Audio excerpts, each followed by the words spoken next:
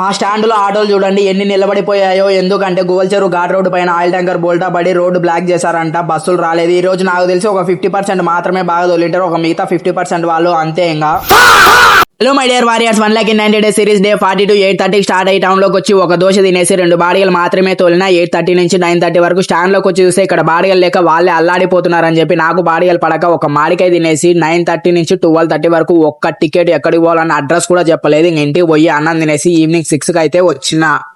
రే ముందర చూడరా, ముందరంతా బురద ఉంది. ఇప్పుడు నువ్వు నన్ను దానిలో చేసుకుపోతే నా 3 కాళ్ళు రోత అయిపోతాయి. రే ఇప్పుడు ఆ కొంచెం దాటడానికి 2 కిలోమీటర్లు దాటి రావాలా, మర్యాదగా ఉండు.